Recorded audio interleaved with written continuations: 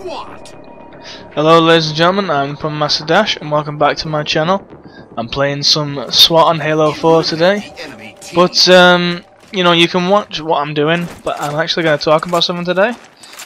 First of all, this has been my 10th video now, so that's pretty cool that I've managed to make it this far, and I respect everybody that's actually checked my video out, whether you subscribe to me or not. Very good. It shows that, you know, maybe I might be not as popular as the likes of PewDiePie, but at least I'm getting like viewers all the time, sort of thing.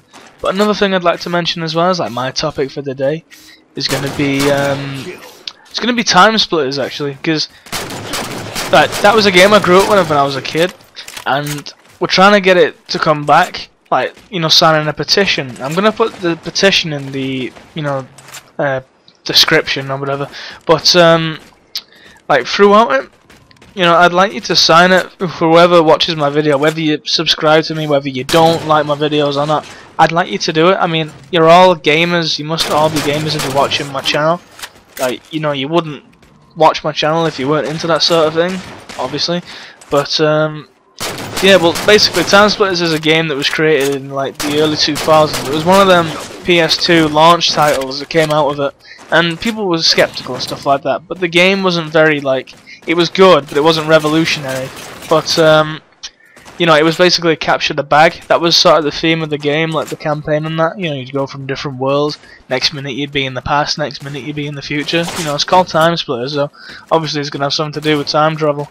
But yeah, like, for one thing, the second game came out, and the second game was amazing. I mean, you'll find it in nearly everyone's top 10 PS2 games, or maybe even top 10 best ever game. But if you look on Metacritic, for example, right, they've got like, you know, like a legacy section in the game section where you can have a look, and like I think Time Splitters 2 got like 93 rated, like out of 100, which is fantastic. I mean, there's games nowadays that don't even have that.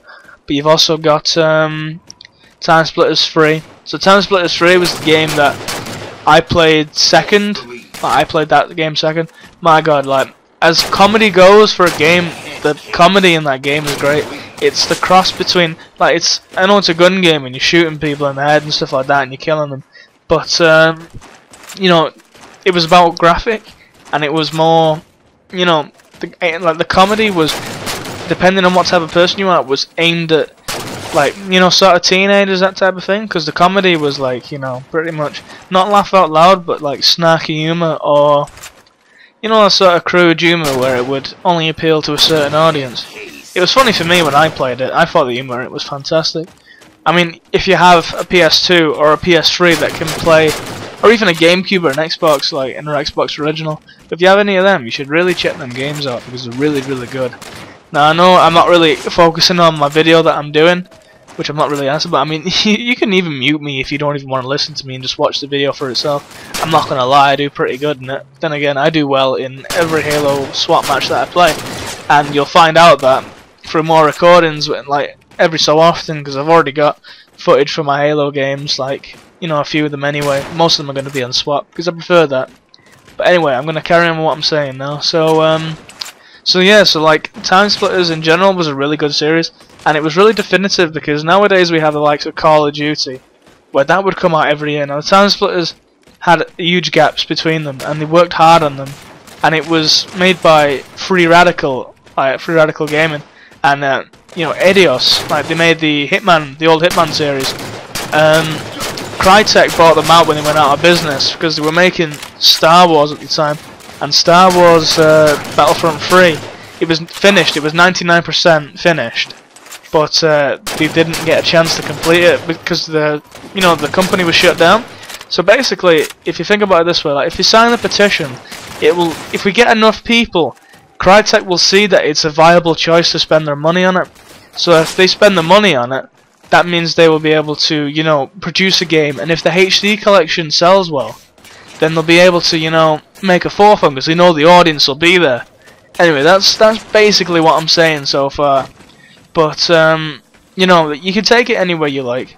But I know most people have not played it. Like, I posted it the other day in some like in like a Facebook page. People didn't know what it was, or people never chanced it because that wasn't really what they were planning.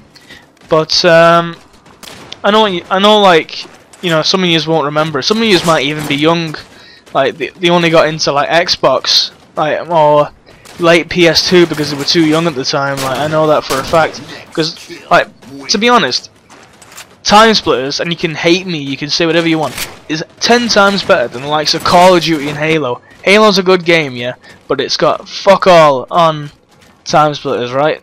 Time Splitters was like one of the best games ever, and I guarantee it that if it came out in HD collection, you'd play it and you'd love it, and that is for damn sure. So I'm gonna put the description, like, I'm gonna put a link for the thingy, and you're gonna sign it, right? But anyway, I am off. I'll speak to you later, guys.